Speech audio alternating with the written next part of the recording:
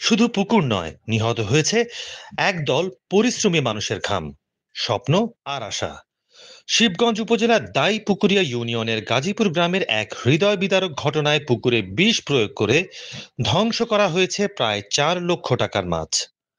মৎস্য চাষীদের দাবি, এটি ছিল একটি পূর্ব পরিকল্পিত নৃশংসতা।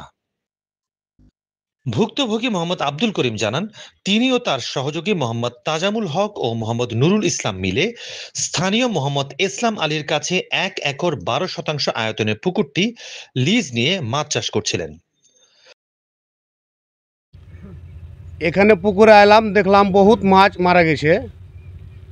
তো আমরা ব্যবসায়িক হিসাবে পুকুরে এসে দেখে মানে ৬০-৭০ মন মাছ এরকম আমরা আইডিয়া করছি।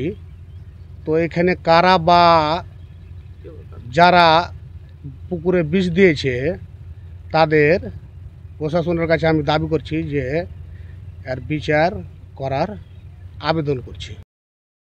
২৭শে মে রাত ৯টায় প্রতিদিনের মতো পুকুর তদারকি শেষে তারা বাড়ি ফেরেন। পরদিন ২৮শে মে ভোরে এসে দেখেন পুকুরের সব মাছ মরে পানিতে ভেসে উঠেছে। এই দৃশ্য চোখে দেখার মতো না।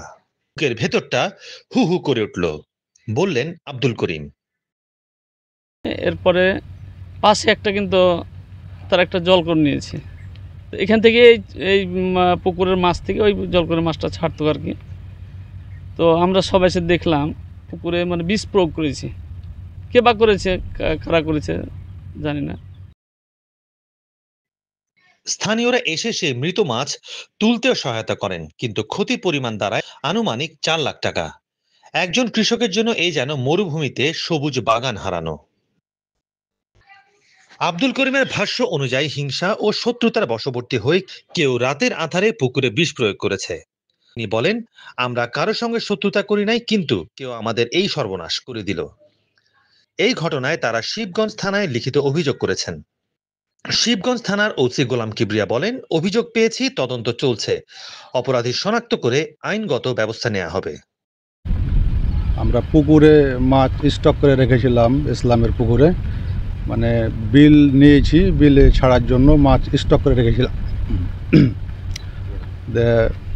রাত্রে কে বা কারা আমাদের পুকুরে বিষ দিয়ে দিয়েছে। মাছ মরেছে, কিন্তু মরে গেছে কৃষকের বিশ্বাসও। এটি শুধু আর্থিক ক্ষতিই নয়, এই ঘটনায় মানসিকভাবে ভেঙে পড়েছেন চাষিরা। বাংলাদেশের মতো কৃষি নির্ভর দেশে এমন ঘটনা নিঃসন্দেহে দৃষ্টান্তমূলক শাস্তির দাবি রাখে। দেখছিলেন চাঁপাইনবাবগঞ্জ থেকে মোহাম্মদ মামুনুর রশিদের রিপোর্ট।